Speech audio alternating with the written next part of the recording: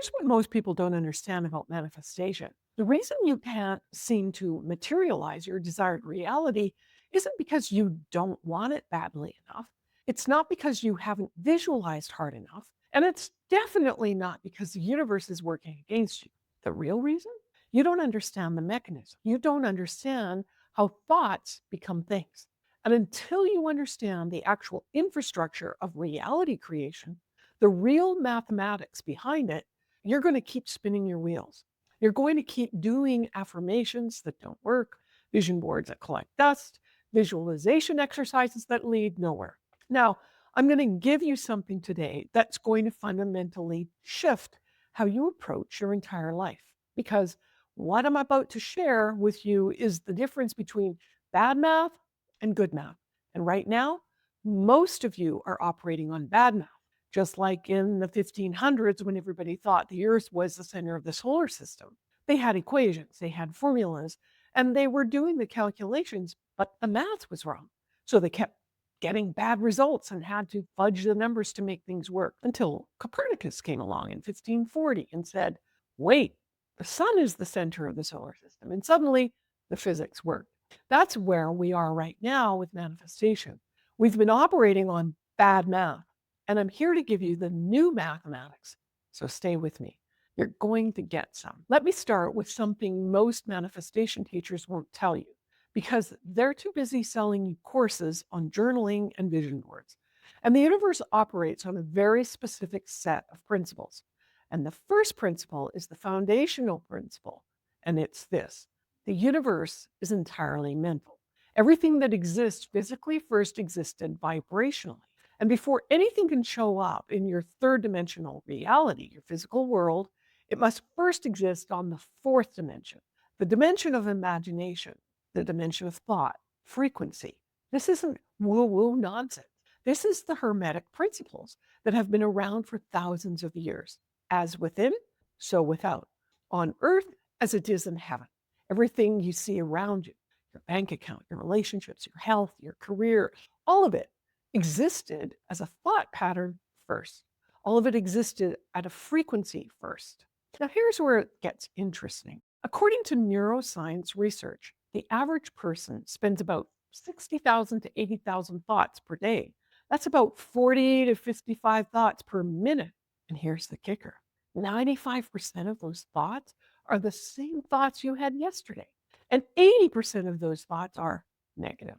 So you're thinking the same negative thoughts over and over and over, thousands of times a day, hundreds of thousand times a year, millions of times over your lifetime. And then you wonder why your life isn't changing? You wonder why you keep getting the same shitty results? It's because you're broadcasting the same frequency day after day. Now, let me explain to you how thoughts actually become things, because there are two mechanisms at play here. And understanding them both is going to completely change your life. The first mechanism is internal. This is what I call behavior psychology pathway. When you have a contrasted experience, let's say you're broke and you don't want to be broke anymore, well, that contrast automatically generates a desire. You want financial abundance. That desire is automatic. You don't have to work for it, it just happens. Now, if you can be in a state of non-resistance, meaning your belief systems are with your being financially abundant, something specific happens. You start to have the thoughts that are congruent with making money, not just any thoughts, thoughts that excite you, thoughts that feel natural, thoughts that take advantage of opportunities already around you that you maybe haven't even been paying attention to. You'll have emotions that feel good. You'll be excited about making money instead of thinking it's hard or that you're not capable of it. You'll start taking inspired action instead of grinding and hustling and sacrificing your health and your family. Inspired action, and then you produce results. Now, here's where most people mess up. They take score way too quick. They're affirming abundance for 30 days and they're still not rich. And so they go back to money must be hard to make. They go back to beating the drum of the old belief system. Neville Goddard talks about this. He says, stay loyal to the fourth dimension. Stay loyal to the idea that this is how it works. Because if you can stay in non-resistance and continue with the process 100% of the time, automatically, consistently and predictably, you will move from financial insecurity to financial abundance. This is the internal mechanism. Your thoughts lead to emotions, which lead to actions, which lead to results. And as long as you stay in non resistance. But here's where it gets absolutely, there's a second mechanism happening at the same time, the external mechanism. The moment you have a desire, the moment you experience that contrast and want something different, something happens in the invisible realm. Other people's unconscious minds become affected. It's like dropping a pebble in a pond. They become driven to things that create coincidences and synchronicities in your life. Resources appear, opportunities show up, people you need to meet cross your path. All of it is coordinated by what we call infinite intelligence. Let me give you a real life example of this. Years ago, when I was married, my husband was looking for a job, and he had been searching, putting out the desire to the universe. One Sunday morning, we were reading the newspaper. That's when the career section was there, and it was super thick. And just casually flipping through the pages, and there it was, a job listing for a training manager with travel and management for helicopters. And it was perfectly aligned with Dave's background and his expertise. He applied, and sure enough, he got the job. Now, think about everything that had to align externally for that to happen. I had to pick the specific newspaper on that specific Sunday. I had to be reading through the classifieds at that exact moment. The company had to post the job at that particular publication. Timing had to be perfect, right when he was looking. His application had to land right in front of the right person. And out of potentially thousands of candidates, his resume had to stand out. That's 99.9% external coordination. His job was to have the desire, stay in non resistance, and take inspired action when the opportunity presented itself. Everything else was orchestrated by infinite intelligence. This is how it works. All of a sudden, a company puts out a posting and it's perfect for you. Even though they have, let's say, 3,000 candidates, somehow yours gets noticed. You connect with the hiring manager and you discover, oh, you went to the same school or you believe in the same things. Even though you weren't the most qualified candidate, you get the job. Now, you're making more money than you ever made before, and you're scrolling online and you come across a piece of content that answers the exact questions that you've been struggling with. You run into an old acquaintance who mentions something that sparks an idea that becomes your next business venture. These aren't coincidences. This is 99.9% of how manifestation actually works. The universe is doing the heavy lifting. Infinite intelligence is organizing the people, the circumstances, the opportunities, and the resources on your behalf. Your job, the 0.1%, is simply have the desire, stay in non resistance, and take inspired action when the moment presents itself. This is what Abraham Hicks talks about with her 3-step process. Step 1, you have contrasted experiences that automatically generate desires. And this happens without you doing anything. Step 2, the moment the desire is born, infinite intelligence instantaneously activates and cooperates components, all the people, the circumstances, ideas, opportunities, and resources needed to manifest that desire. And this also happens without you doing anything. And step 3 is the only step that requires something from you. You must align yourself with the desire. You must be in non resistance. You must make sure your thoughts, beliefs, and emotions are congruent with what you want. That's it. There's a beautiful scripture in Isaiah 65:24. It says, before they call, I will answer. They are still speaking, I will hear. That's how instantaneous this process is. The moment you have the desire, even before you consciously articulate it, the answer is already coming. The universe has already heard it. The cooperative components are already being organized. Everything you need is already on its way. The only question is, are you going to let it in? Or are you going to block it with some resistance? Is anything within you that's not aligned with your desire. And it comes in 4 primary forms. Form number 1, limiting beliefs. These are the stories you tell yourself about what's possible. Money is hard to make. I'm not smart enough. People like me don't get those kind of opportunities. These beliefs act as filters. They literally block you from seeing opportunities that are right in front of you.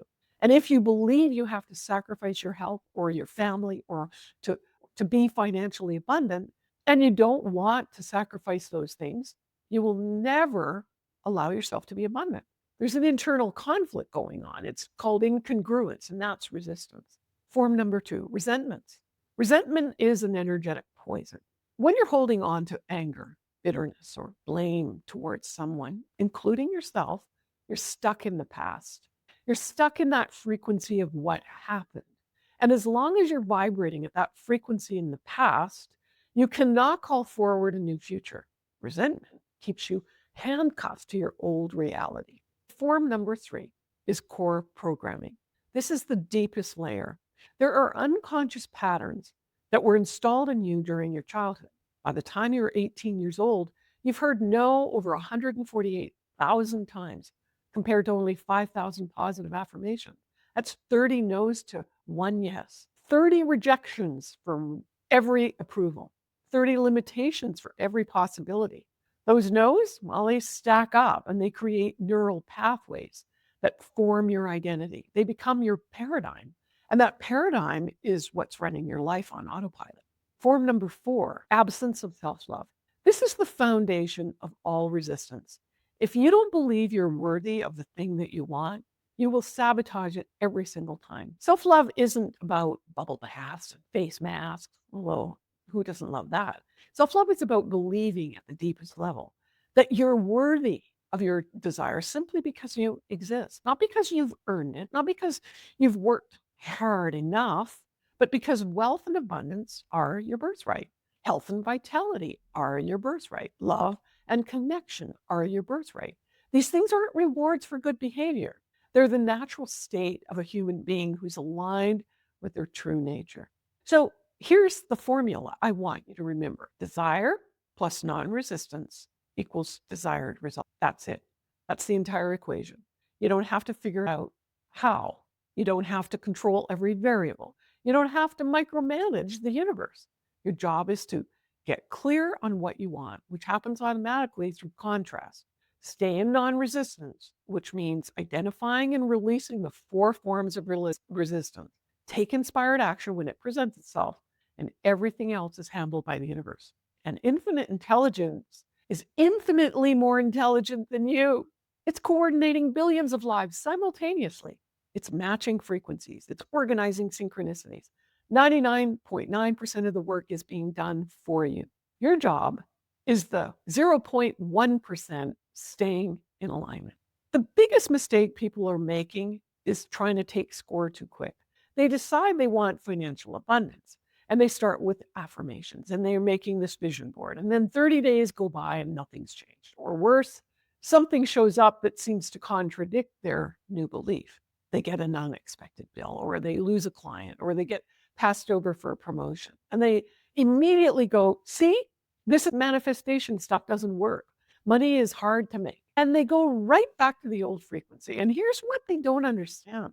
Those contradictory circumstances are actually evidence that you're changing frequencies. When you decide to shift from one reality to another, your old frequency doesn't just quietly disappear. It's going to fight back. And it throws everything at you to get you to stay right where you are. Why? Because your old frequency is an actual entity. It's living and breathing. It's an energetic pattern that you've been feeding for years, maybe decades. You've been giving it so much energy through repeated thoughts and emotions that it's taken on a life of its own. And now that you're trying to leave it, it's creating circumstances designed to trigger you, to get an emotional reaction out of you, to pull you back into the old pattern. That is the game. And until you understand the game, you're going to keep losing. The real work isn't hustling harder. The real work isn't grinding more. The real work is internal.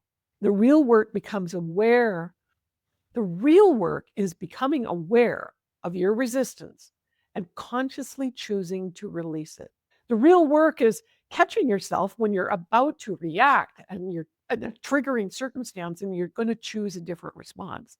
The real work is staying loyal to the 4th dimensional reality, even when your 3rd dimensional reality is screaming at you that it's not working.